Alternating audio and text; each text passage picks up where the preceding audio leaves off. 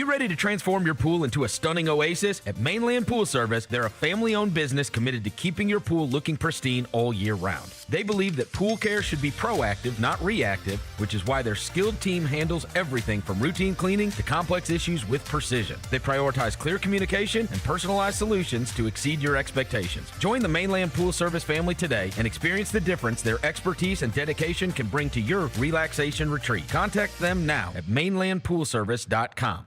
Grizzlies, take your fandom to the next level by becoming an MVP. How long have you been an MVP? Since day one. Enjoy the great benefits of being a season ticket member. Pre-game MVP moments, including Autograph Alley, exclusive Grizz gear deals, access to member or MVP-only player events, and much more. He's been an MVP for 22 years! Become a Grizzlies MVP today. Sonic Radio. Welcome back to Sonic RNDIO. That spells radio with me, the CIO. This just in, the new Sonic $1.99 menu lets you build a crave-worthy meal for just $1.99 an item, whether that's a creamy shake, crispy tots, or a quarter-pound double cheeseburger. This just out. Ostriches. They're mean, not very cute, and in my opinion, way too big for a bird. Don't miss the Sonic Fun 99 menu. 5 items, always $1.99. Live free, eat Sonic. Tax not included. See menu for details. Let's face it, there's a lot of trash talk in basketball. But the great teams let their performance do the talking. Like Ford F-150 with Pro Power on board. A class-exclusive industry-first feature that turns your truck into a mobile generator and leaves the competition speechless. Ford F-150, official truck of the Grizzlies. Greatness starts here at your Mid-South Ford dealer. Class is full-size pickups under 8,500 pounds, GVWR. New Amsterdam Vodka is an official partner of the Memphis Grizzlies. It's the only exceptionally smooth vodka that is 5 times distilled, 3 times filtered, and rated 93 points. New Amsterdam believes wins big and small become legendary when you celebrate them with your crew. So here's to the blue, white, and gold, the Memphis grit and grind, and reliving winning moments big and small with Tennessee's favorite basketball team. New Amsterdam Vodka. Find your wins. Grizzlies fans know it's the team that gives you the edge. Big River Steel does too. And much like the Grizzlies have recruited legendary talent, we want you to be part of our team. Are you ready to be part of something legendary? Then visit www.bigriversteel.com. That's www.bigriversteel.com.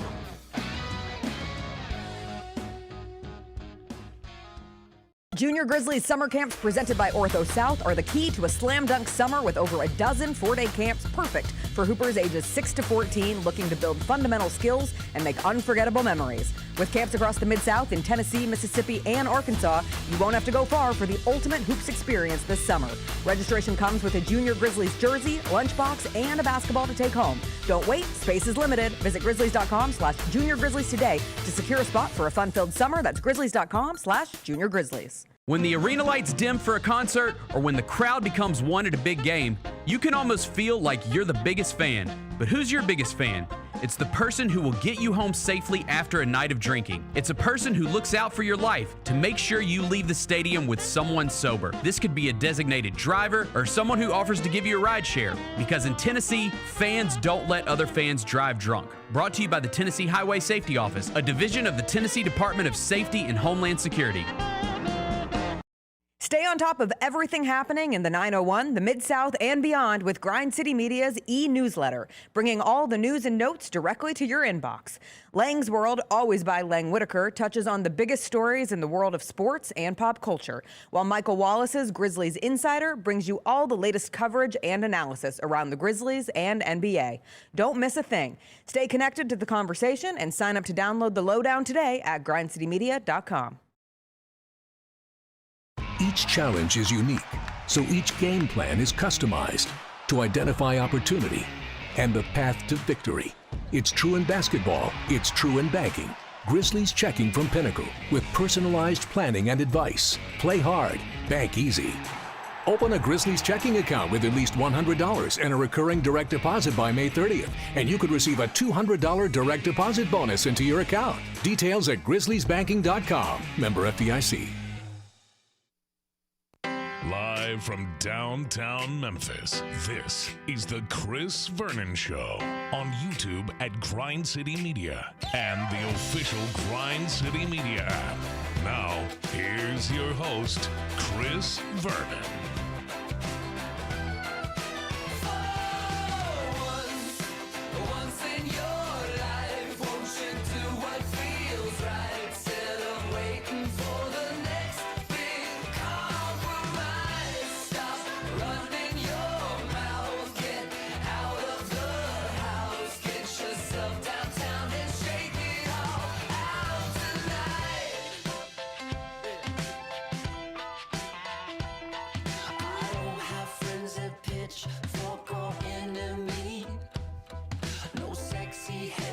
Here we go. It's noon on GrindCityMedia.com. It's Chris Vernon Show. Welcome. It is the Wednesday, June 17th, 2026 edition of the show. Today on the show, World Cup still going on, and there were certainly stories that came from that last night. There is the NBA Finals hangover, as the parade will be tomorrow in New York City. I got some thoughts on what it all meant, especially as we now turn our attention 100% towards the NBA draft, which as of today is less than a week away. And there are rumors galore and there are reports galore. And the Grizzlies obviously going to be heavily involved in the upcoming NBA draft. We will go through all of that. It's a Wednesday. It's all right. I'll smile. Let's do it. Turn it up.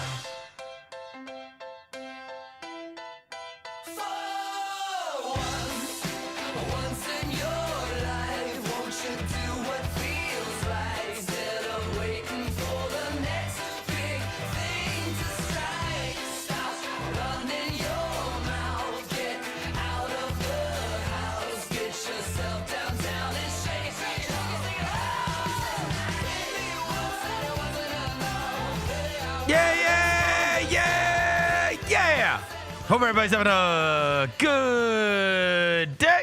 All right, we got a ton of stuff to get to on the show today, not the least of which is the NBA draft is now officially less than a week away. Rosa and I are going to be doing a Q&A with a bunch of season ticket holders, etc., over at Southland tonight. Excited about that. And certainly we are turning attention 100% towards the NBA draft. We'll kind of talk about what level of impact the champions had on not only this NBA draft, but also the way the Grizzlies, as well as every other team in the NBA, thinks about team building going forward, because we know that whomever is the champion has some level of impact on how teams view how they're going to build their own team. But yeah, we are less than a week away, and I have some stuff. I mean, I have a surprise that Devin will be, I would say, lukewarm about. Roser, you may pull your shirt off about. Yeah, I have that regarding the NBA draft today. And if Roser takes his shirt off, I mean, the views. Oh, my God, the views. He almost did when I was out on Friday. I saw that American flag tank top deal that he had on. That was, whoa. Whoa. I welcome John Roser to the show. John Roser, a.k.a. the Cologne Ranger, the Body Spray Bandit, Senior Sec. Johnny Backpole, Johnny Bearcat, John Asparagus, Johnny Neck Carb, John Lance. He's Dr. Thunder. He's John the Polluter. He's John Sweeney. Hello, John. A lot of vanilla paste. Yeah. On Friday. Yeah, we could have used the tan. Vanilla paste. Certainly with the contrast with you and Devin, who is now, he is sleeveless today. He's sleeveless Bob over here. Devin Walker's here. The microphone mangler. Senor Quasadilla. Mr. Math, Navo Joe. The reporter, the photographer, he's Sir Hiss. disappear. Walker 93. Sleeves off, arms are moisturized. Roser, that's what you did not do on Friday. I had a new one for you, too. What was it the other day? What was it? I write them down. The unofficial DJ of the Chris Vernon Show. No, AKA the spoiler. Oh, yeah, that's me. Yeah, because you spoiled that documentary on Netflix. That we didn't. That we were happy you spoiled because I don't want to watch that. In fairness, we were happy that you spoiled. Hey, I'm gonna be there too, bro. Don't forget about me, cuz. I'll be there tonight too. Are you Paul Walker from Fast and the Furious? That's what he said. Oh my God. He used to say, "Cuz." I have that on my phone. Rest in peace, Hold on. Rest in peace. I send this to people sometimes. You're gonna love this. I actually have this on my phone because I send the video to people every once in a while. Here you go. This is Paul Walker. Drop it, hell. I want to hear about this, homie. I said, forget about it, cuz. Shut up, Paul Walker. I said, forget about it, cuz. Yeah, cuz. Come on, man. Paul Walker. Same last name as me, How man. you didn't get an Oscar for that, I'll never know. Rest in peace, I said, man. forget about it, cuz. Shout out that song that He's walking with Tyrese down the street. Forget about it, cuz. He got a little, you know what I'm saying? I said, forget about it, cuz. You know what I'm saying? He got a little salt. I can't even believe he said that in a movie. Yeah. He got a little sauce to ridiculous. him. All right. Anyways, okay. We are now less than a week away from the NBA draft that is going on. Okay. And one of the things that we said is prepare for the hurricane of news because every day there is going to be something different that is being said about the top of the draft. We've been through this many times, and sometimes it does actually play out differently than what is expected. For a long, long time, the expectation was that Jabari Smith Jr. was going to go number one in the NBA draft. And then by the time we got the draft night, I was like, oh, and Paolo Banchero, he was going to be going to the Houston Rockets. And then we get to draft night, and it's like, no, actually, Paolo is going number one, and Jabari Smith is going to go number two. Last year, it was Ace Bailey, get to number 3 pick. It's VJ Edgecombe that's going to Philadelphia, right? And then it's not even Ace Bailey that's going 4 to Charlotte. It's Concanipple that's going 4 to Charlotte, and then Ace Bailey is going to Utah after that. So there is always something, and who knows, right? It very rarely does it go exactly the way everybody has expected it to go from the beginning. That being said, this has been an interesting year because of the way that the lottery shaked out on that night where it went Washington and then Utah and then the Grizzlies. Well, as we said, prepare for the hurricane of news. We are now, as soon as the NBA Finals are concluded, which did happen over the weekend, people are then going to turn their attention to the next two things, which are A, the draft, and B, the trade market, right? So you're going to hear a lot about Giannis, and you're going to hear a lot about, now it's, maybe, and a distant C is free agency and what comes along with that. And so you're already getting today the Walker Kessler stuff and what could happen with that. And so, but you got to have something to say about the NBA draft. And so at the top of the NBA draft is the Washington Wizards. And then the story comes out about Darryn Peterson yesterday. It's like Darryn Peterson would, thinks he's going to go number one. Debanson thinks he's going number one. And he's meeting with and is talking to the Washington Wizards, and then he ain't even meeting with anybody else, right? Because he is confident, or I guess his camp is confident, that they could go number one. And certainly then there was a follow-up story that, like, if he doesn't go number one, he would prefer not to be in Utah and would rather go to Memphis number 3, right? So we had that one that we had to sift through yesterday. And then our old buddy Tim McMahon goes on their podcast and says, hey, don't rule out the Jazz with Boozer, right?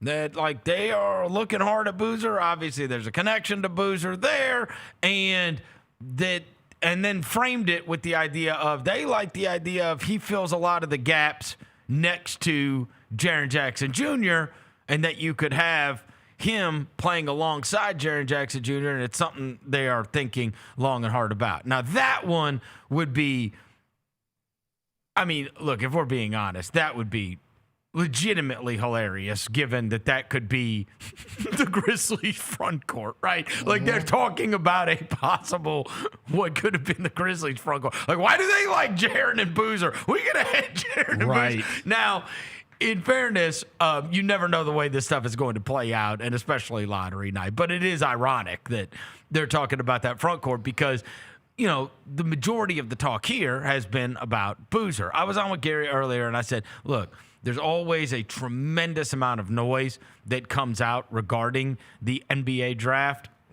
And one of the things that I have thought is, in the end, when it all shakes out, I think that those two players will go number 1 and number 2, A.J. DeMonsta and Darryn Peterson. What we know maybe 1,000,000% certainty is that DeMonsta would not go past 2 if Peterson did, in fact, become the Wizard selection. And the only question would be, would Utah pass on Peterson at 2? Now, as I have told you, amongst those top 4 guys, he is the one that you would worry about the most simply because of the way it went at Kansas. And his 1 year in college. I also have thought they will go number 1 and 2 because of the ceilings on both of those players, especially as and this is very important, a primary ball handler, and the value of those guys is greater. It is very, very difficult to have the best player on your team be a 4 or a 5. For sure. Right? Like we talked about Giannis, but Giannis, that's 5 years ago. Yeah. Right? Yeah. Like every team needs a closer. Right? Game's coming down. We got to get the ball to a guy. Guy's got to go get shot. It's hard if that guy is Alperen Şengün. It's hard if that guy, and I know that Nikola Jokic is a extenuating circumstance, right? He's one of the greatest players to ever walk the face of the earth. And even he has a guard that's been alongside him the entire time that's running that pick and roll with him. The best monster shots. The best Kevin Durant years when he had a point guard next to him. Right. Like no matter how good KD is in the clutch, with his best years when he had Steph. Sure. When he had Russ. Like you saw how hard it was for Wembanyama to be a closer. Again, a closer. They needed Fox to be a closer. Yeah. And so you always have to consider that, right? Like, I mean, and we've gone through it with all those different title teams, right? When you get to the end, it's like, the finals MVPs were Kawhi Leonard and their Dwayne Wade and their Paul Pierce, and like those, the best players might have been Tim Duncan and they might have been Kevin Garnett and Shaq and all those, but like in the end, you know, the guy with the ball in his hands, and it's a lot easier to be a closer when the ball's in your hands. When I just throw it to you and you go get me a bucket, right? Yeah. And the guy that is navigating off of pick and rolls and all that kind of stuff. And so I have thought that those two guys will go number 1 and number 2 simply because of their ceiling. And I did my whole bit yesterday where it's like, look, it's not like I am against Darryn Peterson. I, like many people, and it's not like you're making something up out of thin air. It was interesting to read that article about Darryn Peterson saying he was surprised when he met with Washington that most of the talk was about him as a person rather than a player, because we know what you are as a basketball. He's off the charts, basketball talent-wise, right? This is can you be the guy? Do we want the team taking on your personality?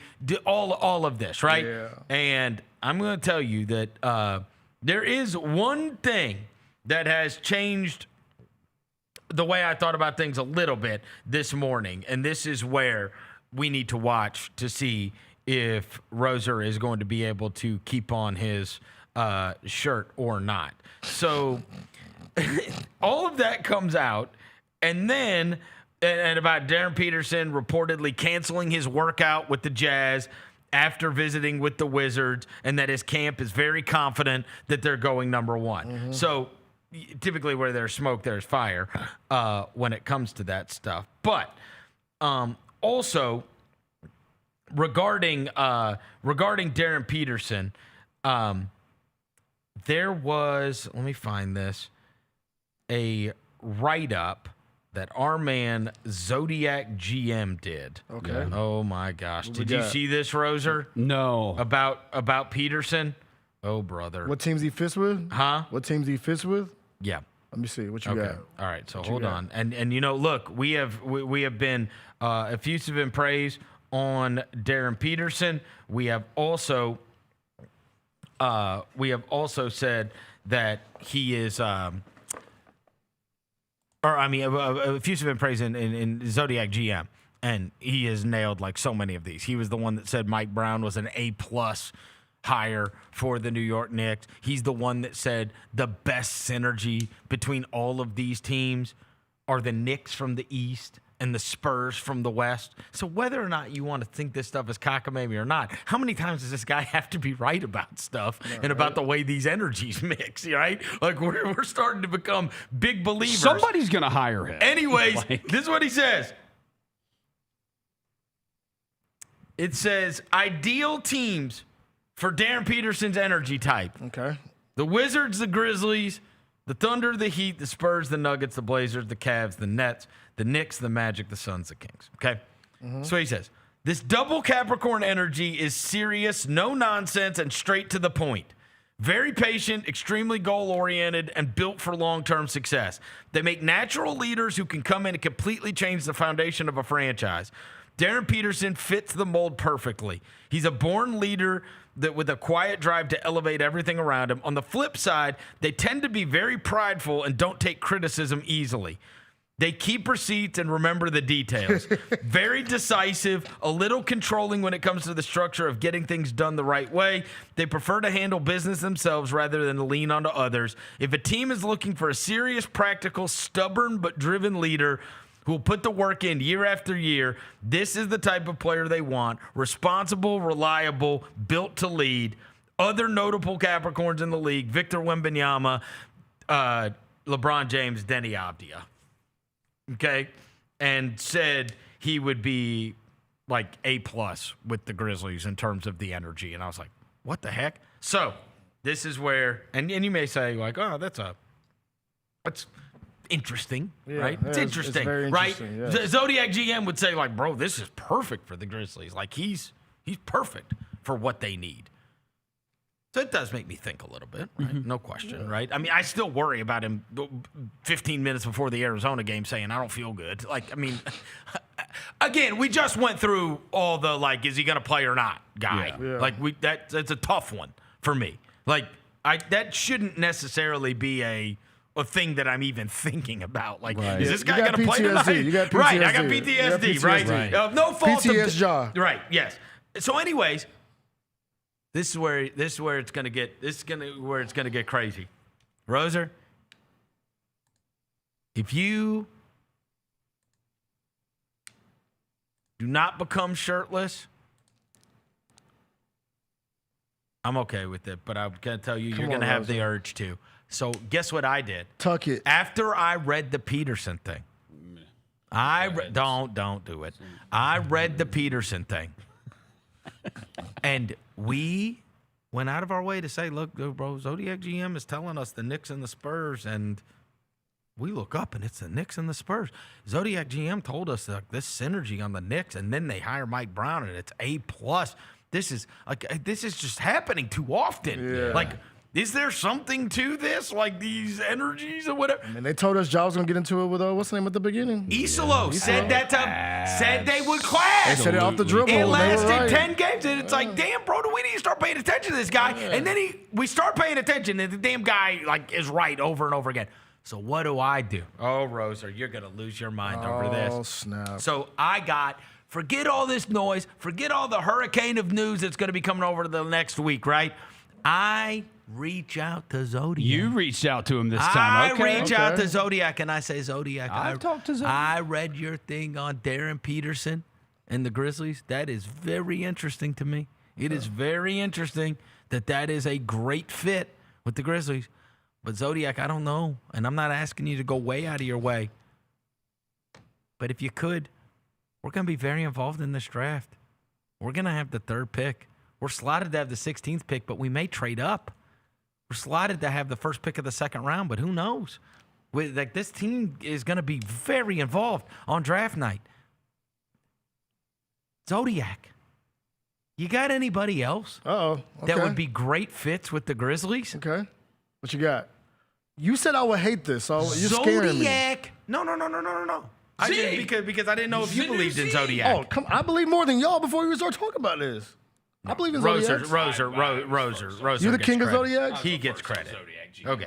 Z. Look, hey. So no lie. He's the new Z. There's no Zaire Woods. Zodiac GM is Z. I reach out to Zodiac and I say, Zodiac, who are the guys that we should be looking at? This is so much more important than me going through game tape and everything else. Yeah. And I figured Zodiac is gonna get back to me, before the draft next week, right? Yeah. Zodiac within 10 minutes. Okay, Mr. Zodiac. No, Zodiac is sends to me. He Efficiency. says, "This is what he sends He's to me." responsible. Talk to me. Immediately, he sends back to me, here are top 5 I feel the Grizzlies should target. I'm like, Let's go, Zodiac. you can't be serious right now. Let's go, Zodiac. Darryn Peterson, Okay.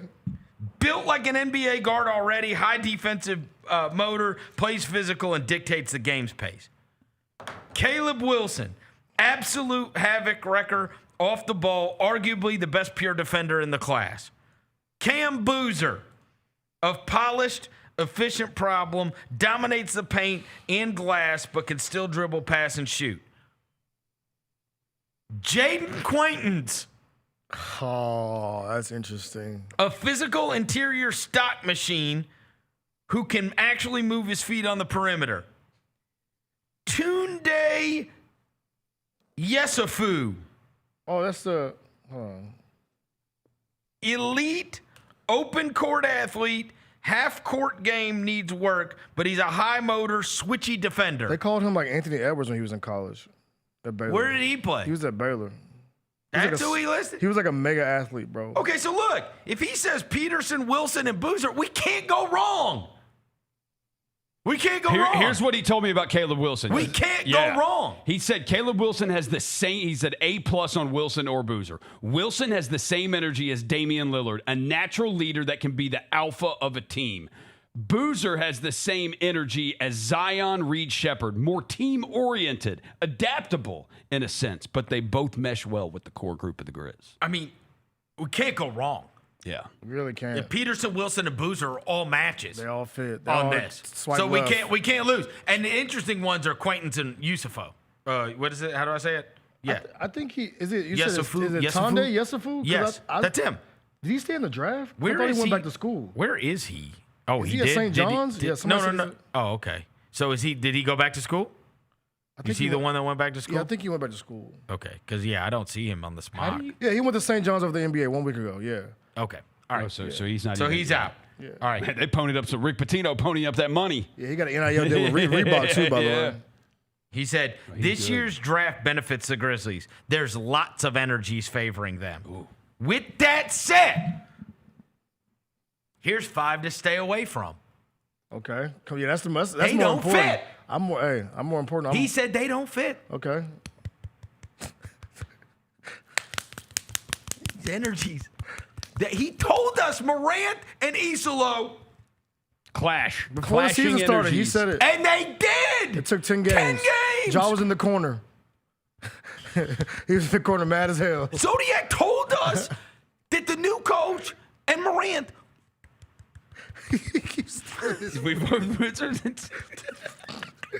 What is it?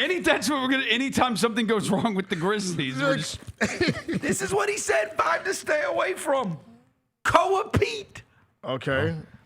He can't shoot with a lick. Ball stopper who relies too much on bully ball. Needs to stop settling for tough mid-range jumpers. Ben Lieutenant Sturts. This is going to make you happy. Let go. Less white dudes. The methodical college engine, but his slow pace and limited athleticism raise major NBA defensive questions. I'm with you That's on that. every white dude ever in the NBA. I'm with you on that. I don't like Sturts either. He also says Chris Senac Jr. from Houston. Okay. I don't trust any of the Houston guys. You ready for this one? This is going to be surprising to you. Mikael Brown Jr. He says no. Really? He says no. He missed 14 games with back injuries. He says dynamic playmaker, but lacks physical pop to finish at the rim against NBA length. It's a boomer bust. Lottery prospect. Yeah. Oh, yeah, and he got a bad back. Which means he could be awesome, but he also could be Dennis Smith Jr. And it says Alvaro Fulgueres. Sure. Like the freak athlete, but it just... Alvaro Fulgueres. I don't know who was cut. Whoever that is. Vulgaris? Anyway, look, these are like Aries and Capricorns, and like it just doesn't work. Wow. Wait. Yeah, hey, drop them in the chat. You gotta drop them in the chat. Drop them in the chat. Doesn't work. Hey, are they fit for our roster now? Because our roster's pretty fluid as it is. Or it's just like fitting with our organization. Jalen just said, "Do you know what the first thing you see on Zodiac GM Twitter?" And I do know. It's our pinned tweet. It is a pinned tweet where we're talking about him. Yeah, bro, that is come true. on. There we are. He's family, bro. We locked in like we Wi-Fi. We love Zodiac GM. Yeah, we trust him. We trust him. So look, it's worth noting. He says that the Darryn Peterson thing would be great. He says the Cam Boozer or Caleb Wilson. So we can't go wrong. Hey, I couldn't have greater peace of mind. We need to get him on the show. They don't what's it called? Change his voice. They don't you're worried about like who doesn't fit. Yeah. I do find the Mikael Brown thing a little bit interesting. Yeah, right? me too. Like that's just not a thing. The Jaden Quintons. I told you, man. I brought him up so long ago. Now, he obviously is represented by Mike Miller here in town, and Quaintance has been here for a long time. Devin even saw him in person. I've seen him work out a couple times. This guy is a monster now. Freako, bro. And I just watched. Look, I got the injury concerns or whatever. This guy was all five-star. Killed it at Arizona State, then obviously only had to play a couple of games, but killed it in that St. John's game earlier this year. And then they shut him down for the rest of the year after he had he was coming back from the torn ACL and whatever else. You watch him. I just watched Mitchell Robinson get an offensive rebound that won the championship. You know what I mean? Yeah. I watched him get 10. I watched Mitchell Robinson swing games. You see him, and you see that. Oh, he's a force. You see Robert Williams. You see Mitchell Robinson. And again, can't shoot free throws either. So he's like par for the course. But, bro, he is a monster. He's a freak. I love the idea that he's on there. I'm like, you know what, bro?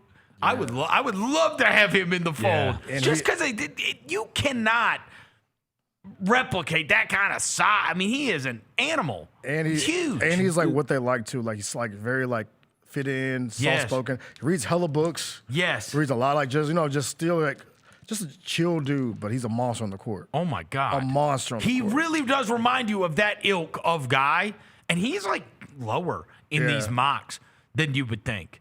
He's fallen down lower, and I don't know if there's like they got him in the one that came out at ESPN this week. They got him going 25. Like, if all I'm saying is with a guy like Quaintance, I'm saying it might be the knee, bro. But if it pops, what he brings to you is so much greater than a bunch of guys that are ranked ahead of him. That's what I'm saying. Would you take him at 16? Even if we don't pick at 16, would we move up? I'm just saying Zodiac GM's telling me he's a great fit, and I brought him up before we even knew what picks the Grizzlies were going to have. When we were just talking about 16, when we didn't even know what kind of lottery pick we were going to have, and I was like, bro, this guy is. You go watch him before knee injury, and it's like, good God, freako. Oh my God, he's a monster. Yeah, 2 dribbles taken off 2 feet, and you do wonder, they shut him down. Yeah, I think they probably thought that would help, but it hasn't helped. Nah, it hasn't helped. It might have been better to play it out at Kentucky. There's still the knee concerns. The knee stuff, like anybody that has, I guess for us, bro, as living in this bubble, just like the PTS jaw stuff, anybody that has any injury history is like, oh boy. Especially when you've already got one big man that's got a foot ankle issue. It's like, man, are we going to draft another one that's got a knee issue? That is one of those you just got to trust team doctors. Yeah. You know what I mean? Yeah. Well, I think here's the concern. Did the knee hold him out at Kentucky? Or did they just shut him down? Right. I shut him down in the back end of the season. Right, to make sure that nothing was, you know what I mean? Yeah. He already had an ACL. Yeah. And he was going to go in the first round anyway. But, I mean, now it's like people are, again, you'd have to just trust your team doctors. But I'm saying, like, he brings something to the table that the others do not. Put the Stone Cold brace you know on what him. I mean? Put the Stone Cold brace on that knee and thug it out, man. Right. Because it's just the knee, the back. It's just any injuries. I'm just like, I get so scared. Bro. Oh, right. Of course. Like, I love Mikael Brown up until, like, the back stuff. Dude, I was watching Mikael Brown videos. Like his highlights are crazy. Dude, you watch the video of Mikael Brown, his highlights, and it's like, yeah, okay. He comes off a screen, goes he to set land the on two ACC people, freshman scoring So, record, yeah, 40 right? and 12 game. Yeah. In a college game? No, there are individual games that you can watch of Wagler, Acuff, Brown, and Flemings where you're like, oh my God. They all had 40 balls. Yeah, jump off the page, bro. Which they play 40 minutes. I mean, it's insanely difficult to score 40. 70 in a real game. I think did that kid end up with 40 this year? Did Sincere? I don't, honestly. He might have. Sincere who? The only Parker. Sincere I know is from No, the one here. Oh, Sincere. He dropped 40, yeah. What that had to have been the last 40-point game since. I mean, it was such a big. When I first moved here in 2000, it was the biggest deal that Marcus Moody had. 40 on the 41. dot. Remember that against Oklahoma? On the road at Oklahoma, yeah. Like, that was the biggest deal. Yes. When I think of Marcus Moody, I think in of the Oklahoma 2026, I think of him scoring 40. That's how rare that is. You know what I mean? Yeah. And it's like, you don't see it in college. Guys don't score 40 points in a college game. Yeah. And all of those guys did, and they were all freshmen. Yeah, 40 in 26 minutes. Parker? Since Parker did. 40 in 26 minutes is pretty impressive. And he was efficient. Was it Tulane? It was UAB. UAB. 14 to 20 from the field. Mikael Brown had 45 and 34 minutes against NC State. Come on, bro. 10 of 16 from 3. Go look at the Flemings. Flemings did it the same time DeBonsta did it. Yeah. They went Louisville went 16-5 in the games that Brown played. I don't know. The Zodiac tells me stay away. It's just he says stay away. I think Zodiac knows about the only back injuries we accepted were for ones from John Roser. Yeah, those are the only back injuries we accept. That is like, I mean, we don't need anybody that's it's a thing, man. in a jersey that has the back. Oh no, it messed up. What's the name? Dude, it messed Michael up. Porter. It messed up Michael Porter. It messed up Ben Simmons. It messed up Dwight Howard. Like, all I know is it ended Larry Bird's career. All I know is you can go through all of those guys, like those guards, and we know that some of them, probably multiple of them, are not going to turn out to be good. Like, that's just the way this goes. That's the way the draft goes, right? You look up and it's like, it's unfathomable that Markelle Fultz isn't going to be good.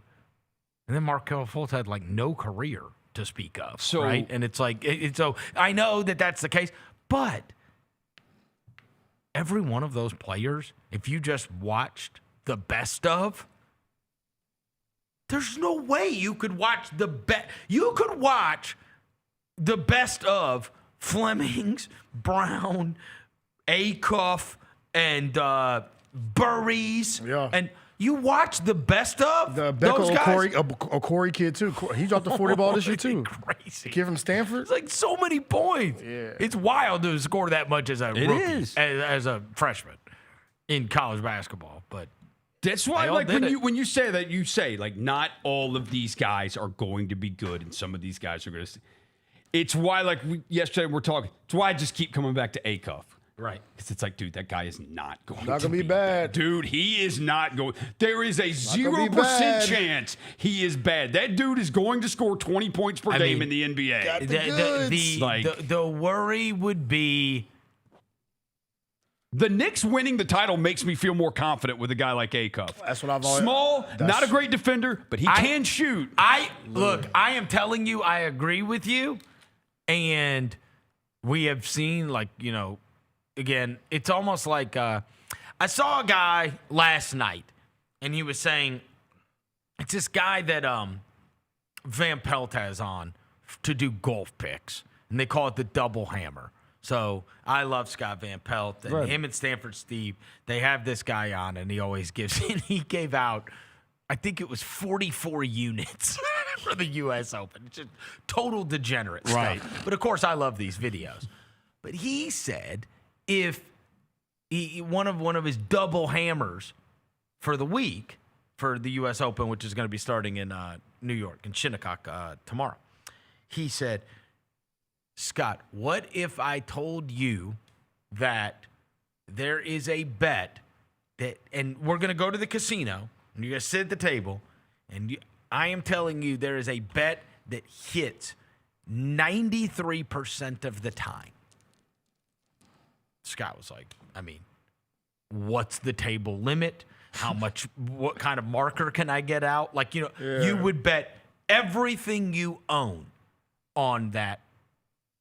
It's a 93% chance you win, right?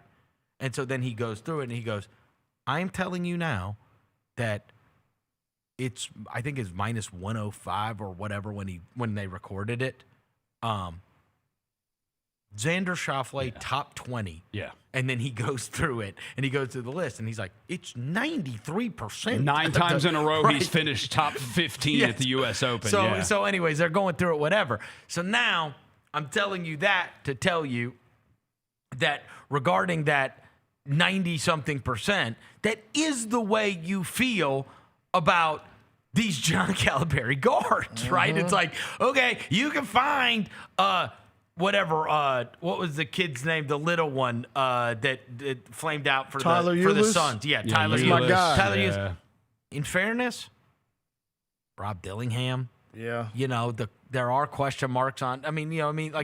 I have Reed Shepherd stock, but they didn't want to play him when it mattered most. You know what I'm saying? And the Dillingham thing has been a disaster. Like, that's been a disaster. And in retrospect, if the Rockets could do it again, they would have taken Stephon Castle over Reed Shepherd. Yeah. Yes. Yeah. And also the Rob Dillingham thing is right. But it's so shocker why he's not good, because he looked like he has the goods too. Right, but so does Acuff. That's what I'm saying. But again, I would make the bet that Acuff is going to be outstanding. But we know that between Wagler and Acuff and Mikal Brown and Braden Burries and all that kind of, Kinks and Flemings, trying to figure out who's not going to be good, that's the hard part. Because there's no reason to think all of them are not going to be. They didn't do anything wrong. You know what I mean? Like, you get down a little bit further, and I could tell you, like, man, I don't think that guy, But, if I wouldn't go to war telling you that guy's a bust. That guy is not going to be good. I'd be worried about any of them ended up being good. Like, they did nothing wrong. They're all outstanding. Sure. They're all outstanding, and they're all young. Now, maybe they do all end up being, having long NBA careers, but that's, probably a 0% chance. There's always the... there's always the Frank Ntilikina's. There's always the... you said Dennis Smith Jr.'s name. Michael Brown Jr., it's like the freak athlete. Chris Dunn. There's nothing that Chris Dunn did to make you think he was going to... Celtics fans wanted the Celtics to draft Chris Dunn over Jaylen Brown. And they wanted... Because he played at Providence. And if they didn't have him, they wanted Dragon Bender. Right? Because he was the fun thing. And it's like, I'm just saying there's a bunch of that. No, that's Kendrick Nunn. Kendrick Nunn. Oh, Kendrick Nunn, easily mistaken for each other. But by the way, Kendrick Nunn was going at John Morant that he should be Rookie of the Year. Yeah, you remember that? Now he's fighting overseas. And he's fighting overseas. This stuff. If you would have said Kendrick Nunn playing overseas his rookie year, that's insane. Yeah.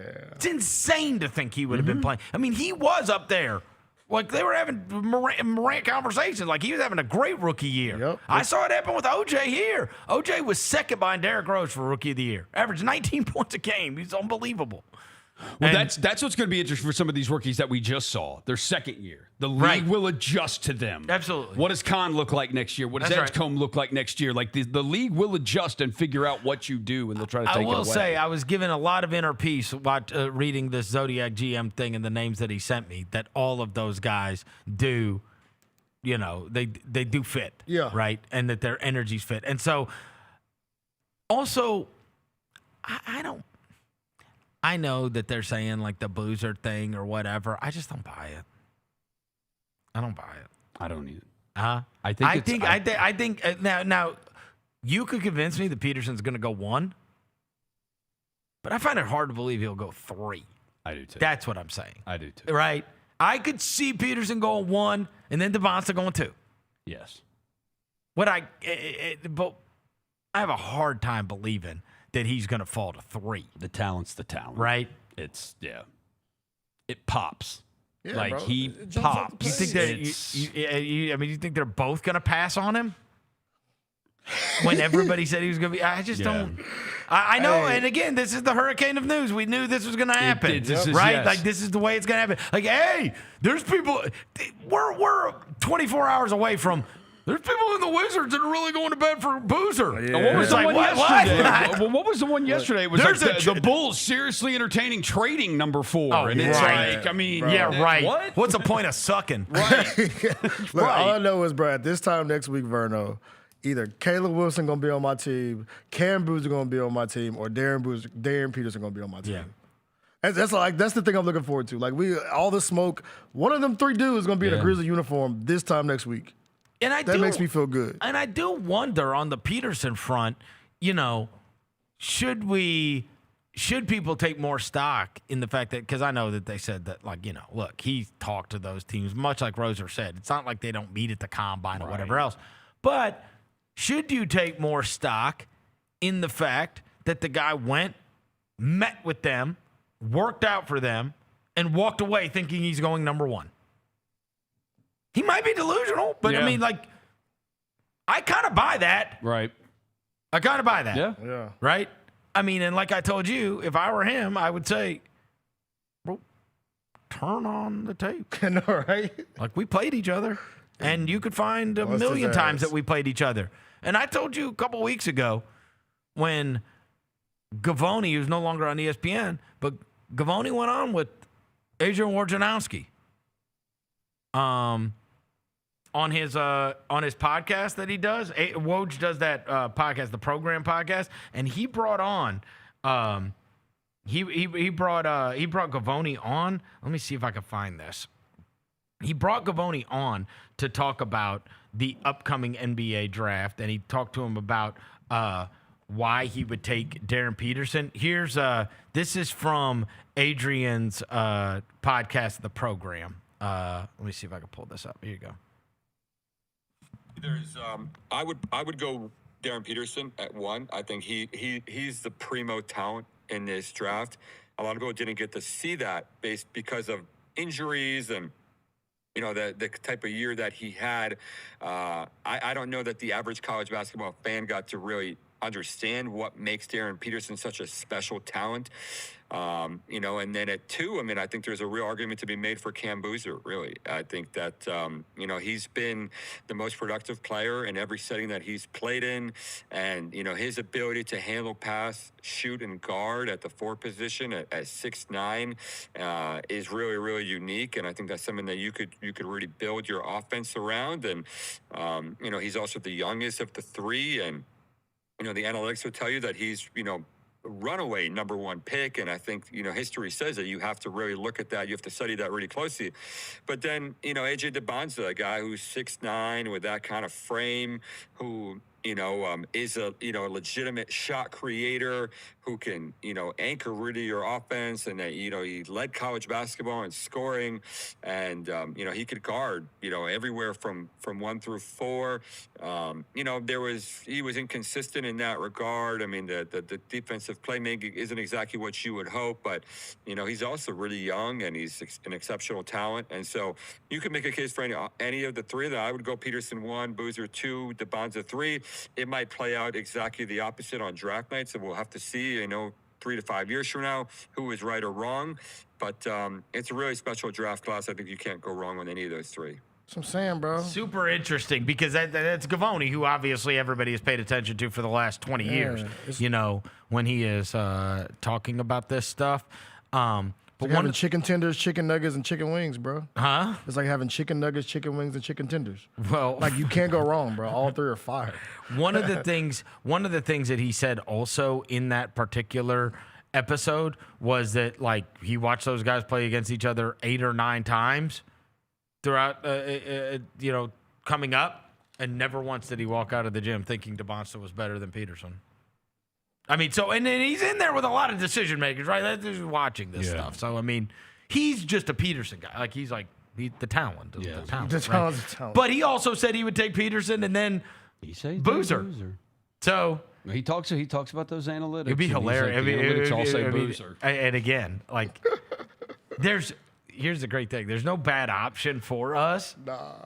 But it is kind of crazy. Like, you can listen to any kinds of different people, and they're all going to say something different, and we're just dealing with news coming out. And you could make the case for any of them, and I would actually – I think I could sit down with somebody, especially somebody that is incredibly persuasive, and they could sit down across from me, and they could make the case for why they would take Cameron Boozer number 1. Yep. And I would walk away going, you know what, dude? You're right. And I think you could sit someone down that's incredibly persuasive across from me and make the case for why they would take Darryn Peterson number 1. And I would be like, you know what, dude?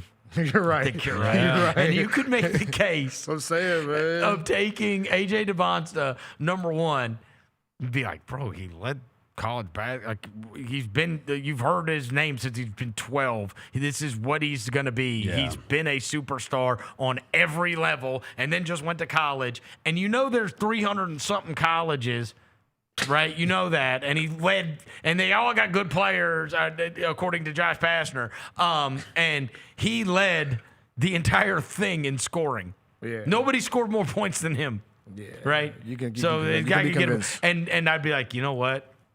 Damn, you got a good point. And the thing is, one of those 3 dudes that you just said, right, is gonna fall to the Grizzlies. And one of the 3 is gonna be on the Grizzlies. But I think that there's certainly. I mean, I've listened to people make cases for all 3 of them. I'm with it. He just did within the context of within 2 minutes. He just said Cam Boozer is like the youngest of them, and he's the winner, and the analytics are on his side. Like, and you need to pay attention to that. And right, basically, there's nerds in all these front offices that'll tell you like, hey man, here's the data, and the data says. I mean, I told you throughout the year when we were going through that stuff on the Ken Palm site. I'm like, bro, this guy is number 1 by a mile for Player of the Year. Mm-hmm. Like, this is exactly what happened with Flag last year. Like, how is the youngest guy the best guy? Yeah. So what are the chances he's not going to be good? Like 0, yeah. Right? And again, there's no like, as far as we know, there's no like worries in terms of personality-wise on DeBonsta and Boozer in the same way that we talked about the Peterson. The Peterson thing, again, you've just got to overlook the Kansas thing. Like, you just do. You do. Yeah, you have to just say, you know what, bro?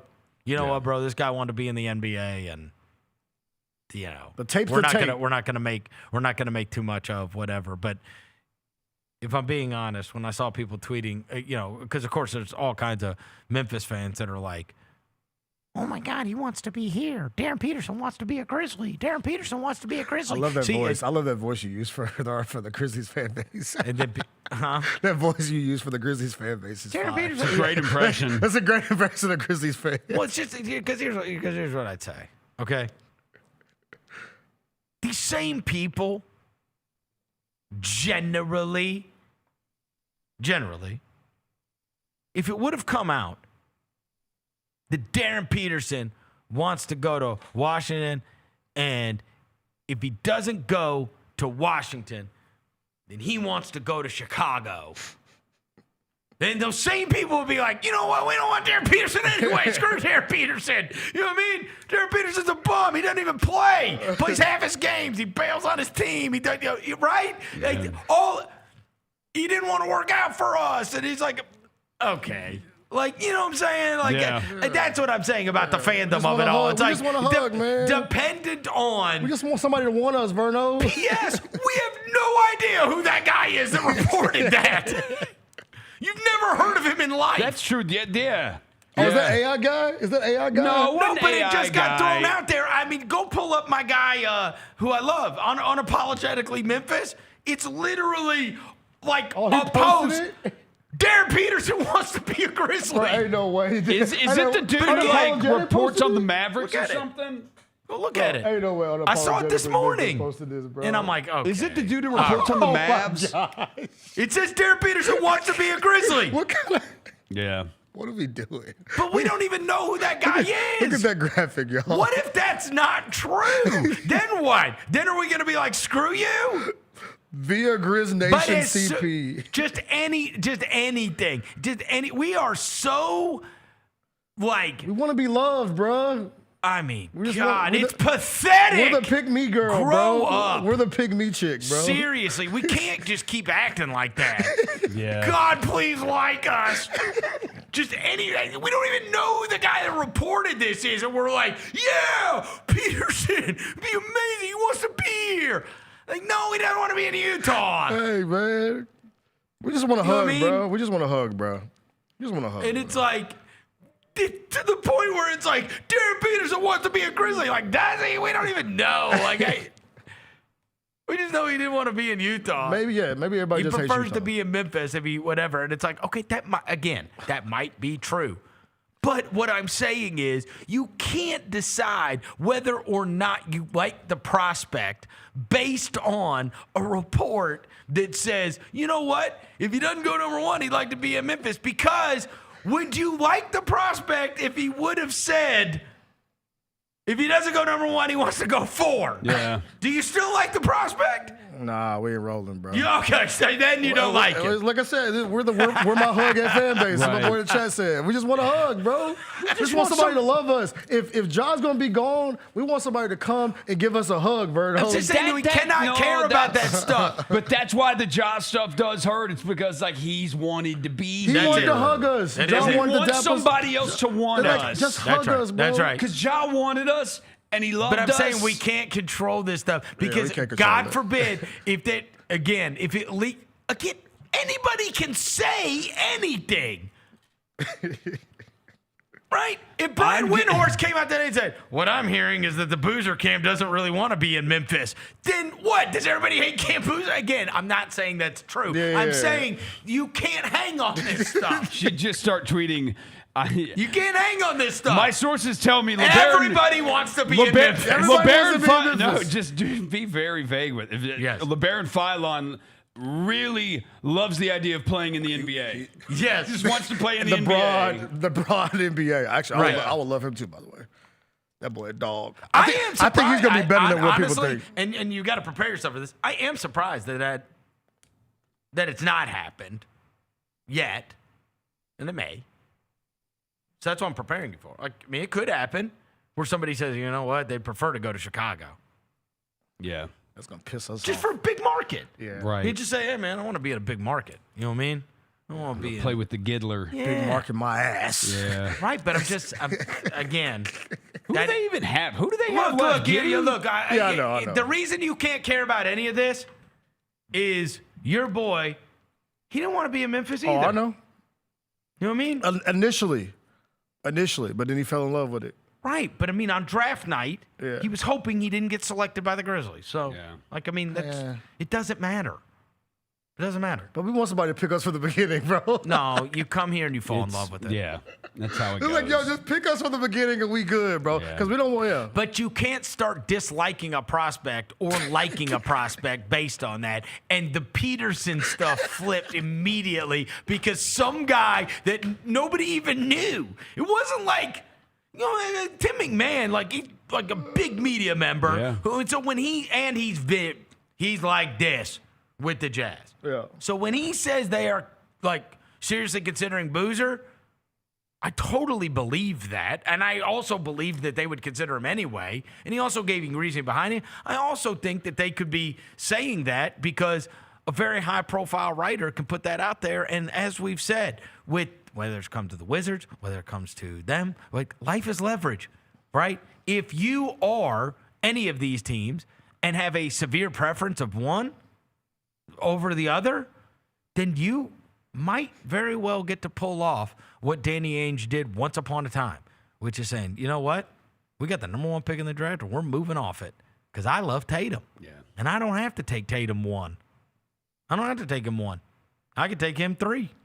And I can get their stuff going for, you know what I mean? Mm-hmm. And it's like, that's the way this stuff goes. And so if you want to create the maximum amount of leverage with your asset that you have that is that pick, I mean, that's the way you go. Well, and if they think the Grizzlies really want Boozer. Right.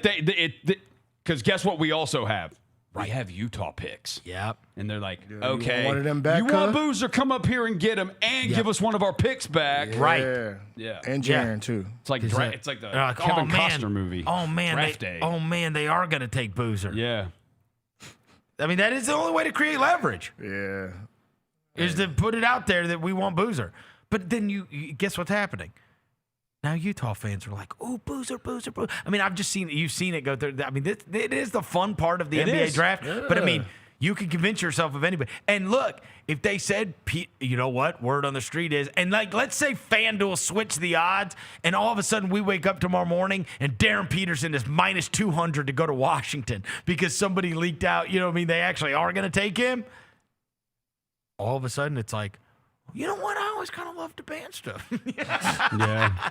In case Boozer goes too. guy. Right? Yeah. I mean, You we're can not going to go convince, wrong. like you said. Like we're not you going to go said, wrong. somebody could sit you down at the table and run. You can convince yourself on any of it. And the good thing is there's not 2 of them. Exactly. There's 4 of them. There's 4 of them. So we get There's one 4 of them. we'll be thrilled with. We get one. It's a lot harder to be over the moon over Keaton Wagler. It just is. Yes. The other 4, like... If they took A-Cuff 3, you'd be happy. Hell yeah. Oh, I'd be happy as So bro. there's 5. Like there's Roger, 5. if we take, okay, I'll say this. there's If we take 5. Darius Acuff at number 3, I will streak down Bill Street butt naked. Just because the Arkansas guy and he was so fun. I will run down Bill Nobody Street. wants We get to. him at Nobody wants to see that. Nobody wants to see that. Yeah, I mean, Why not? because they would be like, Vienna sausages are on sale. Don't do that, bro. It's cold outside. Look at that. You ain't got that excuse. It's summertime. Don't worry. It's summertime. Full sprint, bro. Unfortunately, you would get tackled by the National Guard. They might take me out. And also, you would be like the 4th person naked on the street.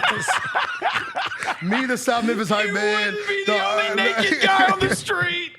Hell, look, they're priority, bro. I almost hit a guy with yesterday morning. I almost hit 2 guys just standing in the middle of the road with gigantic blankets on. Poplar and Danny Thomas. In the middle of the road? Poplar and it was on Martin Luther King Drive. It was not Poplar and Danny No, Thomas. I'm like, Oh, bro. man. I'm like, look, bro. I'm like, you got it. on, bro. You can't just be in the middle. Yeah. It's a sidewalk, huh? Yeah. Yeah. Come on, man. Put it up. And I'm not talking. It was not like a blankie. It was like a comforter. Like a comforter. It's warm outside. I know. Look, man. You got to do what you got to do, man. You gotta watch out for the jaywalkers in Memphis, man. You just walk out in the street NPCs. here. I think my girl learned this weekend how much of an NPC city we are, bro. Just not paying attention to anything. Just people, random people just everywhere, just doing stuff. Yeah. Like NPC, like Grand Theft Auto characters, bro. Yeah. Like they don't have a purpose. They're just walking around. Yeah. They just walk around. Yeah. Shout out to the NPC city, man. I love y'all. Look, I will say that we have been dealing with the news for the last couple of days. And then, you saw that Utah thing come out about also Tim McMahon said that, and I think this took a lot of people by surprise. They're like, Walker Kessler turned down 5 years and $140 million. Ooh. And that his crew wants more. Now, look, and this is exactly what we were just talking about in regards to the NBA draft. Life is leverage, bro. We keep saying that. Life is leverage.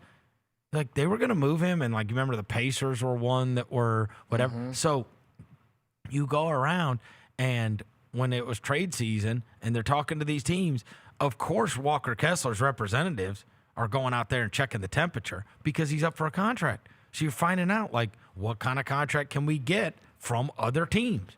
So they got to know. Yeah. They got to know, like, that money's out there, right?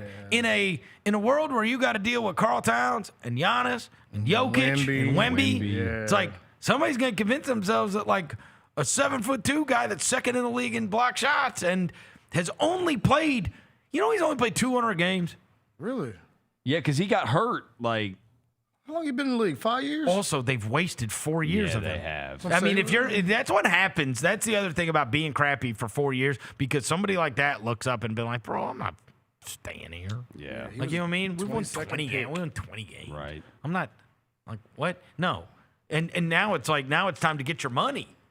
And it's like, you have done nothing to it. You have done nothing. In fact, you keep shutting me down, and you don't start me, and, like, you'll shut me down in games that I could play, and it's like, then when it comes money time, you're like, no there's no discounts. You made me sit when I could have been getting, when I could have been upping you were shutting me down. Well, they pretty much have the decision to make. Do you pay Kessler? Do you pay Keontae George? Because they're paying Jarryn. Jarryn's contract kicks in next year. They're paying Markkanen. So that's two guys you're paying big money to. You really got one other guy that you can kind of pay a little bit of money to, and the rest of it is going to be small contract guys, like the rookie deals. Marketing would be in a package to get on out of there. If I was a Utah Jazz, I'll pack him up. You see that? You would keep Kessler. I would keep Kessler. Because you need somebody next to Jarryn that can rebound. We've seen this. It would be a mistake. We've seen this, bro. And maybe that's why the Boozer thing's coming up. Yeah, we've seen this, bro. Is the Boozer thing real because Kessler could walk? And they look at how Jarryn looked. Right. They look at it like, look how Jarryn played with Brandon, though. Right. Like, Boozer's kind of the same size, not as bouncy as Brandon. Also, he does the rebound. Does the rebound for him. Somebody do the rebound. That's why I think Kessler's so important. But my God, their front line. I mean, you would go Markkanen, Boozer, Jackson. I mean, that's just gigantic. They all three can score. They all three can take you off the dribble, move. I think they will. I think they'll move. I could see that vision. I think they'll move. And just say, you know what, man? Like, we're going to get rid of the drop coverage guy, and we're going to have, our defensive anchor is going to be the guy that's won Defensive Player of the Year. Would you want to pay Walker Kessler $40 million a year? No. No, I mean, like, I actually agree with Utah on this. Like, bro, when I saw he turned down $5 and $140, I was like, what? Did you see that? Who put that story out yesterday? Was it Draymond that talked about how the Jalen Brunson thing? I know they said that was a once in a lifetime person that turned down money. He said hearing somebody saying more GMs going to bring it to the table of like, yo, Jalen Brunson turned down his money. Why are you not doing this? Right. You know what I'm saying? Like, are you think we're going to see a lot of that this summer of like GMs and front offices? I do think there will be some of the like, hey, I also think there will be players that go out of their way. And I know Jalen Brunson is like the latest, but like, dude, once upon a time, you think about the team that was awesome over and over and over again for a 22-decade span, and that was San Antonio, and those guys took less than market value. Yes. Ginobili could have gone and made more money elsewhere and become a starting shooting guard anywhere. And same way with Parker. They did not take max deals. They did not take the full boat.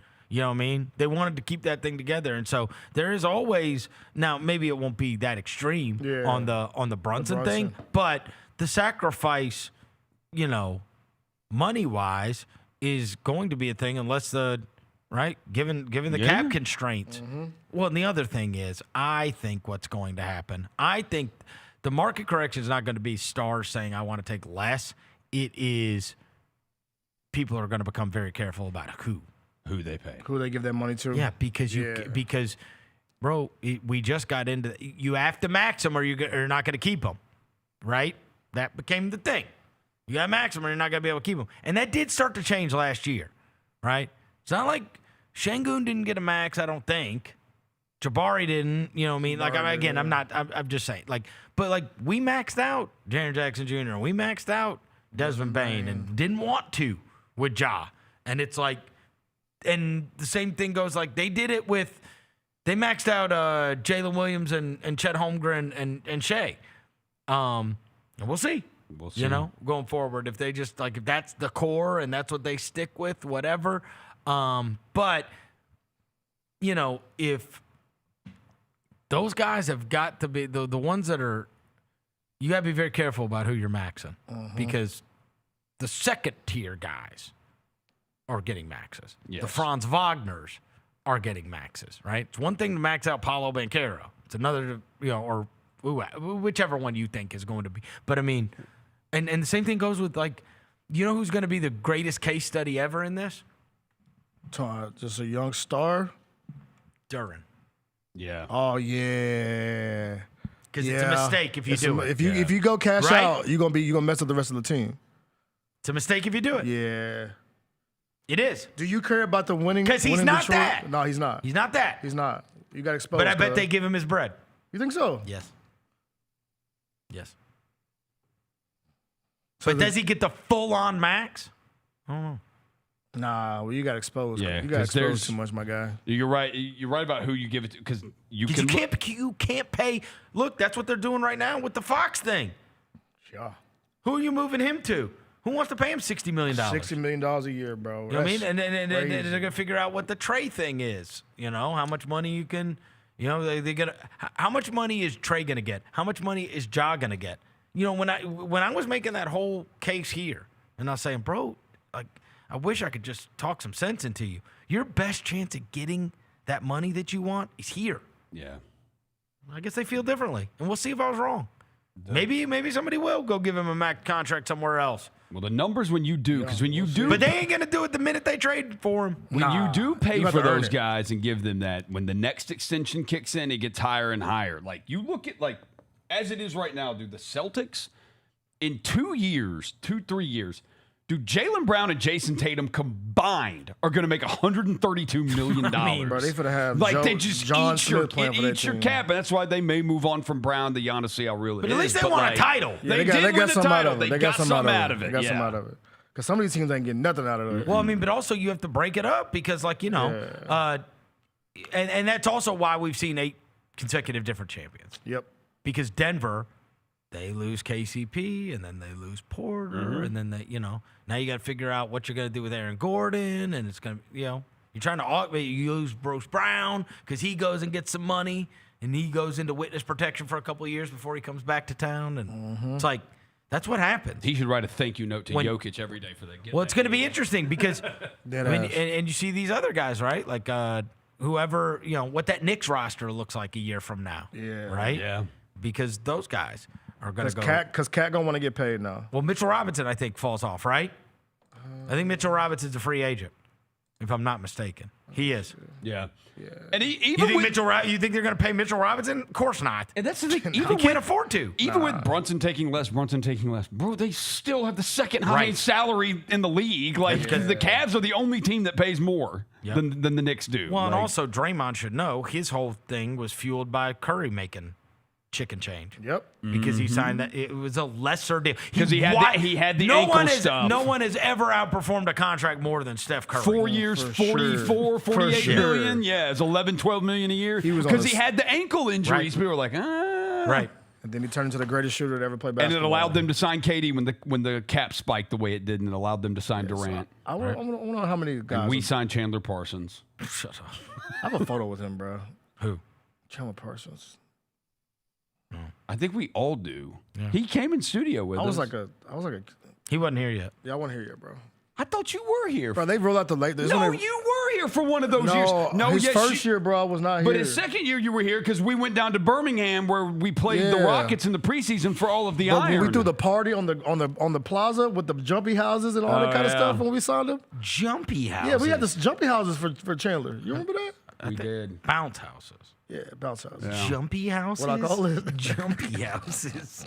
Whatever. Yeah. Jumpy That's what houses. you do in it. You jumpy in them. You jumpy in them, yeah. All right, let's take a quick break. We'll come back after this Chris Vernon Show. In the Tennessee Army National Guard, you can start a career in exciting fields, including science, communications, engineering, and medicine, all while earning money for your education. This training will boost your eligibility for a high-paying and rewarding profession. And you can get it all while serving part-time in your community. The Tennessee Army National Guard can pay for up to 100% of your college tuition. To learn more, visit nationalguard.com/T-N. Junior Grizzlies summer camps presented by Ortho South are the key to a slam dunk summer with over a dozen 4-day camps perfect for hoopers ages 6 to 14 looking to build fundamental skills and make unforgettable memories. With camps across the Mid-South in Tennessee, Mississippi, and Arkansas, you won't have to go far for the ultimate hoops experience this summer. Registration comes with a Junior Grizzlies jersey, lunchbox, and a basketball to take home. Don't wait, space is limited. Visit grizzlies.com/juniorgrizzlies today to secure a spot for a fun-filled summer. That's grizzlies.com/juniorgrizzlies. Get ready, Grizzlies fans. It is time for the Surfside Can Shuffle. Can you keep up with the cans and find Mac the Crab?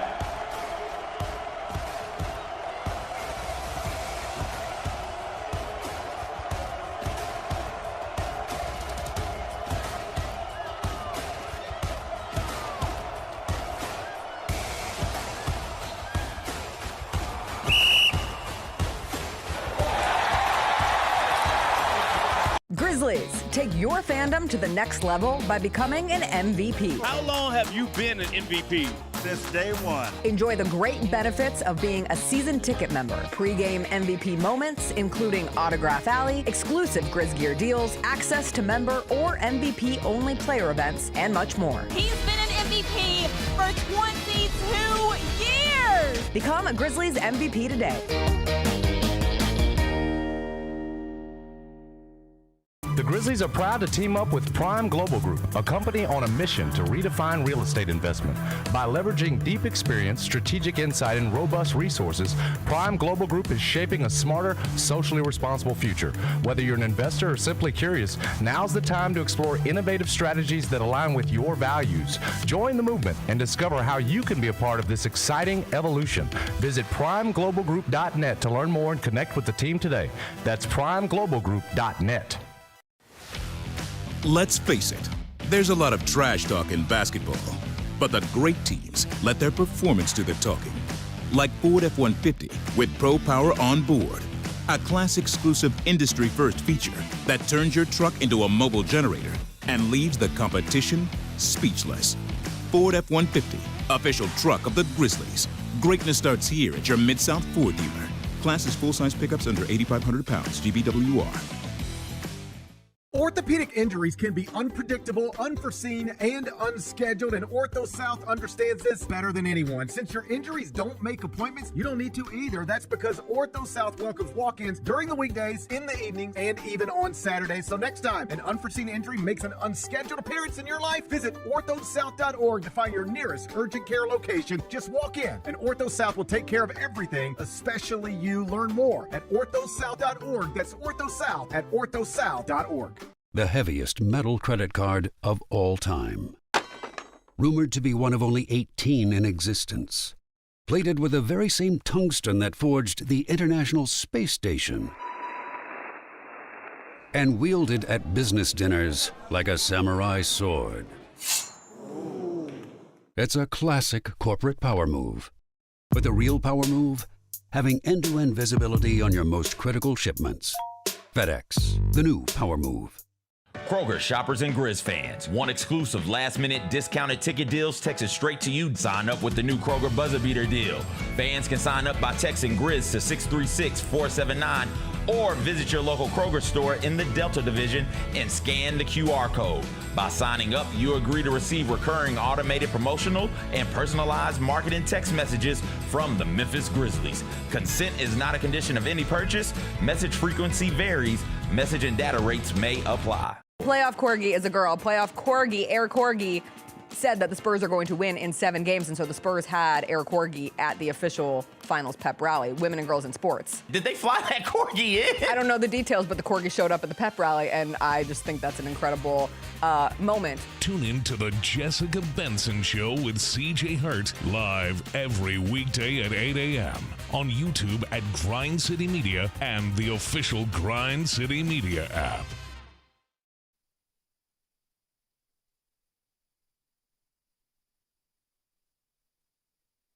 Welcome back to the Chris Vernon Show on YouTube at Grind City Media and the official Grind City Media app.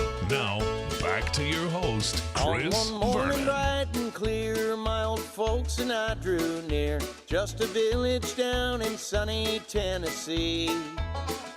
I'd been speeding on that train that would bring me back again to that girl I left in sunny Tennessee. I could hear those voices singing as she bid farewell to me. Far across. We're back. Chris Vernon Show. Predict the pick. Draft season's in full swing, and your knowledge can earn you a Grizzlies shopping spree with 2026 Draft Predict the Pick. Predict the position of the player your Grizzlies take with the number 3 pick at the draft for your chance to win a $100 Grizzlies Den gift card. Visit Grizzlies.com/draft to make your pick today and stay locked in on all Grizzlies draft coverage presented by Southland Casino Hotel, where Rosa and I will be tonight. Hey, I will be there too. Oh, yeah. Devin's pulling up. And Devin will be tonight. I can't believe you're going to go over there. Why would I not? That's not your spot. Bro, if I have to do something for work, I'll go. That's fair. That's fair. If work says Devin, go to Southland. They said Devin, go to Saudi Arabia, I'll go. That's fair. I didn't think they were making you do it. I thought they were just making us do it. Yeah, they're making me do it too, bro. Oh, okay. I saw, when we were doing like the pan of the outdoors, you can see AutoZone Park in the distance. Mm-hmm. Oh yeah, you sent us a video. This Joseph Baez. I've been talking about Joseph Baez now for weeks. Yeah. Because he's been leading the minor leagues in home runs. The dude had 4 more home runs last night. In a game? In a game. That's like MLB this guy The Show has type been stuff. raking. Absolutely. They're playing right now. Their game started at noon. I don't know if he has hit one yet today, but he last night had 4 home runs in the game. And this is already after Blaze Jordan has gotten called up. Blaze Jordan had another big night last night for the Cardinals. I mean, he's been raking since he got to St. Louis. Obviously, a hometown hero too. The game's not going well right now. Oh no, they're getting beat up. They're getting shellacked by the crosstown rival Nashville Sounds. They probably went out and celebrated Baez's 4 home runs. They went to Silky O'Sullivan's. They had probably a couple divers. They probably did it. Because right now, Verno, they're down 7-2 in the 4th inning. Oh no! Gave up 6 runs in the 3rd inning. Well, they're gonna need some. Baez does have his 59th RBI in the game though. Oh, there you go. Yeah, it does have his 59th. Yeah. Crosstown rival, man. You got to beat the Nashville Sounds, man. All right. Well, they got they're going on right now, and my God, that guy having 4 home runs in a game yesterday, and he is leading the entire minor leagues in home runs. His stats they put up, it's like freaking Babe Ruth stats over the course of the last month. Yeah, it might be the show numbers. They're playing them 6 in a row here. 6 in a row. That's the way minor leagues go. Yeah, it is. So tomorrow night is 80s night and $2 PBRs. I think this weekend that might be a vibe, bro. Is Saturday the 20th. Bluey. Saturday the 20th is Bluey and He's a Bluey there. VIP meet and greet. You can meet Bluey. Bluey Is coming to Memphis. Bluey. He is. Whatever that song goes. They're going to put a crackhead from Highland in. No, they're not. It's the actual Bluey. It's actually him. A crackhead from Highland. It's not Bluey. It's not just a Memphian wearing a Bluey costume. A crackhead from Highland. No. They're going to pay him $25. It's a dude with the blanket out in the middle of the street. This is the real Bluey. He's there. The actual Bluey. The actual Bluey is showing up. Bluey is great. Bluey That is is cool. one of the great kid shows. Yeah, Trust me, as someone with kids, like if Bluey's on, it's by far the best option. Great for dogs Bro, too. that's not, bro. Bluey not going to be at the game. Bro. Yes, Bluey is going to be at the game. And then look, not crushing the kids' hopes and dreams. And I'm going to tell you this. They got I saw that. I look, when I was watching the videos last night of Joseph Baez hitting those 4 home runs, I'm like, my God, there's 15 people there. Yeah. It just looked terrible. It does. I mean, they got. I told you this. Like they got to do that. So they got to promote that thing, and they got to promote the stuff like reasons for people to come down there outside of you're always shifting lineups and everything. Yeah. And I thought about this. About 3 weeks ago, I had to take my daughter to Murfreesboro for a soccer tournament, and we were driving through, and obviously you drive through Nashville Jackson on your way. I was driving through Jackson. I pointed over to the park, and I was like, that was one of my first jobs. I worked at that baseball park, and it used to have a huge Pringles head on it. It was Pringles Park. And I was telling her about working for that. It was the West Tennessee Diamond Jacks at the time. One of the things I learned there when we were doing it was, people would come to the games, but bro, if we had something like big going on, so like for one weekend, we always had something going on. Yeah. So Myron Noodleman was a guy. We would book him. Myron Noodleman had all these like cool little bits that he did during the game. Or we would book like some like legend to show up at the games and maybe sign autographs, or maybe they would come through town. And I told you that story about Bird Zirk. Zirk showed up, and Bird Zirk, like, this AA baseball. Bird Zirk ran out, like, he'd do these bits, and he would dance, and he would do all this fun stuff. But Bird Zirk, like, he ran out one time. We were playing this team, and he ran out, and he ran out to the opposing team's shortstop, and he grabbed his glove off of his hand. Like, Bird Zirk just, like, grabbed it. And we were like, what the heck? Like, is this you figure like what's going to happen is like then the shortstop's going to tackle him, and then you're going to find out, oh, that wasn't actually their shortstop. That was a guy. It was a bit. Yeah, I mean, or whatever. Yeah. Except Bird Zirk like grabs his glove, and then he just starts like running towards the outfielder. Or he runs towards the outfield, and the shortstop is like looking around like, what the hell? But he's not running after him. So I'm like, is this a bit or what? And Bird Zirk just like threw his friggin' glove over the back of the fence. It was for real, like not a bit, and they had to like stop the game.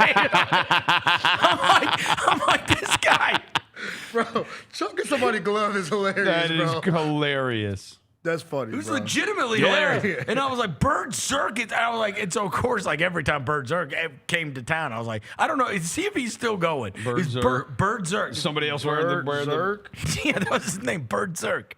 Mascot? Yeah. He still got his website and everything. Does he really? He's still around, yeah. I mean, it is an old ass GeoCities ass website. Dude, he's amazing. It said 2011. He doesn't do it anymore? Yeah, I think he's retired? I think he gave up the troll Bird game. Zirk was amazing. He's this like yellow bird. 2008. He does that, but he just does insane stuff like the whole game. Yeah, so he started in 1998. I mean, this is 25 years ago, and I still remember. That's how good Bird Zirk is. I'm gonna fill out the contact form. No, you're not. Yeah, I am. I'm gonna find out if Bird Zirk still does. But the website is like 2004 as hell. Like it's just like look, yeah. He's not trucking no more. You don't think he's around? I feel like he would do good now in this social media age. Yeah. Oh yeah. Like him and the giant chicken. Yeah. The chicken dude. San Diego chicken. Yeah, it won't even let me submit it. You can't submit. Submit he's probably dead. Anyways. R.I.P. Bird Zirk. I'll have William. Somebody shoot him out of the sky or something. R.I.P. Bird Zirk. No, it should be about the experience, bro. Any minor league sports, it should be about the experience. Like, yeah.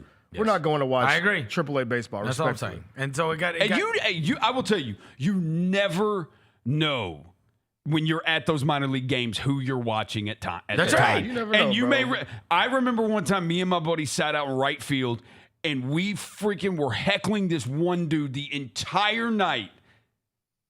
You know who it turned out to be? It was freaking Matt Kemp. Oh, wow. And Matt Kemp ends up being an all-star a couple years later. Yeah. Like you never know. Well, and all I'm saying is the guy that's hitting more home runs than anybody in all of minor league baseball is playing in Memphis all the time. And he's playing all weekend. Every week, all weekend. And Bluey's going to be there apparently drinking beers. Yeah, Bluey. Yeah, Bluey's going to be from there. Highland. He's going to be there this week.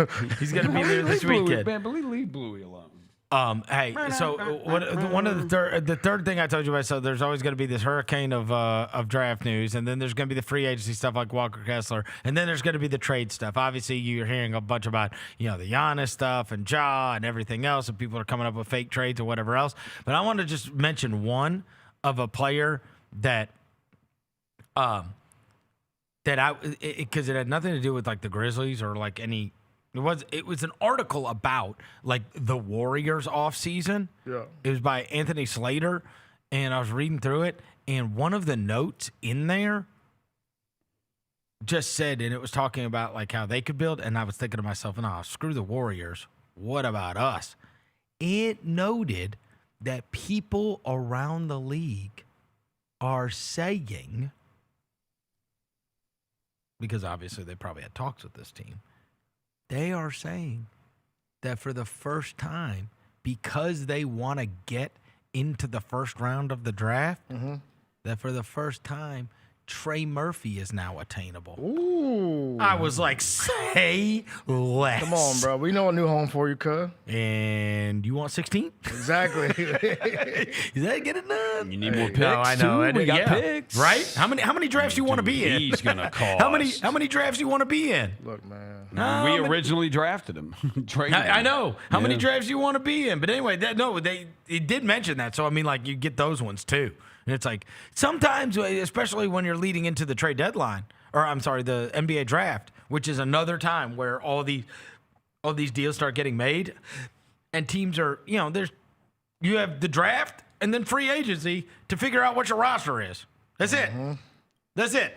So your trades are going to be done and your acquisitions are going to be done over the course of those two major times, right?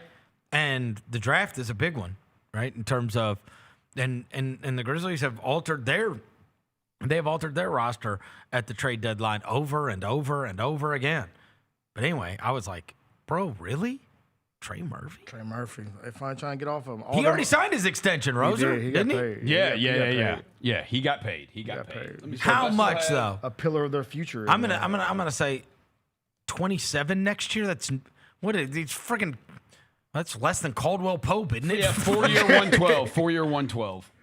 That's a great contract. That is a great contract. It averages $28 million a year. Oh yeah, I'd give up a lot for him. Caldwell Pope, Vernon's gonna make more than him next year. Yeah, I'd give up a lot for Trey Murphy. He's gonna make. Just seeing that he's attainable. Why? Why would he be attainable? He's going to cost a player and a lot of... I'll tell you this. Either of those wings, him or Herb, I'd take. Yes. He may fetch the Desmond Bain package, like the Murphy, the 4 first-rounders. Yeah, but he's... Oh. You could get a lot, yes. I think you could get a lot. 4 is OD. I mean, Desmond Bain. You got 5 from Mikal Bridges. We got 4 for Jaren or 3 for Jaren. Mikal was 5, huh? Huh? Mikal Bridges was 5? Mikal was like 5. Yeah. OG was what, 3? Gobert was like 7. Desmond Bain was 4. We got 3 for Jaren? Murphy's going to be at least 3. I will take him in a heartbeat. He's going to cost a dynamic wing. I would take Trey Murphy. Because you're going to get one of these title teams. I just saw that name, and it's one of those names that we have talked about in the past. And obviously, it's a grand regret. We could have had him with the Zaire pick. We could have. We got Adams out of that. But we still could have had him. Yeah, I mean, we could have just taken him at 10. We could have taken him. Could have just taken him at 10, We got 2 years of Zaire Williams, bro. Yeah, we could have just taken him at 10. Yeah, you don't get to say we had Adams. That's true. We could have had both. We could have had 2 both. years of Zaire, Roser. Yeah. Z is for Zodiac GM now. Oh, my God. Dang, bro. You switched up on Zaire Last thing, I guess. No, he's still got a bright Right now, future. Portugal is tied. They're in a war, with bro. the Congo. They're in a war. And everybody was saying that Ronaldo, like, you got to step up because Messi went off last night. Erling Haaland score last night. Mbappe went off last night. They're like, all right, come on, Ronaldo. The World Cup. And you can't use the too old thing because Messi had a hat trick. Exactly. The television ratings Messi's letting people know who the real GOAT is. Right. Dude, the real GOAT is, they said he had more goals, in the last couple World Cups than Ronaldo's ever had? Yeah. 8. Last 8 games. Yeah. Last 8 games he's had. And he's had 8 total. That's a real. That's tough. That's GOAT talk. I mean, even you see Jameis Winston yesterday? Can we play the video? No. Jameis Winston walking around with the GOAT? I don't think we're allowed to do that. We can't play anything associated with the World Cup at all. World Cup, we can't play it. No, because we don't even get it struck down on YouTube. We get thrown in jail. You do. Did you see the streamer? That streamer Neon?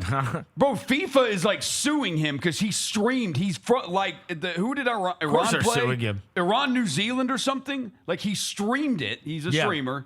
And they're suing him. Of course they are. Yeah. He's getting sued? Dude. They don't mess around, man. FIFA don't mess around. I tried to go to 201 Popular over a damn Jameis Winston clip. No. I would say the best clip was Zlatan finally had enough of Alexi Lawless. Oh, bro, he called him the ignorant. Ignorant. They're not gonna last 3 weeks, We're bro. in week How long would it 3 take? weeks. They got a longer way to go than that. They got a month to go. Yeah, how long will it take for Zlatan to swing on him? Well, and obvious. I know. I think that Lawless is just going to be like, man, what'd you say that? That's what he does. That's what Alexi Lawless does. Man, what'd you say? Yeah. Zlatan's such a friggin' alpha. It's unbelievable. He is the king of alphas. Yes. You know what I mean? Yeah. And Henri, who I cannot understand a damn word he says, actually at least gave us a meme last night when he said that, and he was like, I was like, good. In fact, you should just be a face actor on that show. Just make facial expressions, because every time you talk, it's like, you know what that means, though? That means that him and Zlatan probably had a conversation about Alexi Lawless back there. No, I think he's just appalled that. Like, I think he's just like legitimately shocked. Like, but he did actually he just said call something him to him? ignorant? Because he doesn't say it. He doesn't. He's not joking or laughing when he says it. You know how like Charles will be like, yeah, like a fat ass like you, ha ha ha ha. You know what I mean? Like talking about Shaq or whatever. Yeah. He was like, the ignorant call it arrogance. The intelligent call it confidence. He said. And Alexi Lawless is like he just said that like matter of fact, and not like ha ha he he. Nothing. He just said it like that, and Alexi Lawless was like, yeah. Talking about me? Yeah. Talking about me? Yeah, bro. And then they go to the break, and Lawless is like, why'd you say that, man? Yeah, come on, man. You know I'm just joking. Zlatan is God. Zlatan is beta.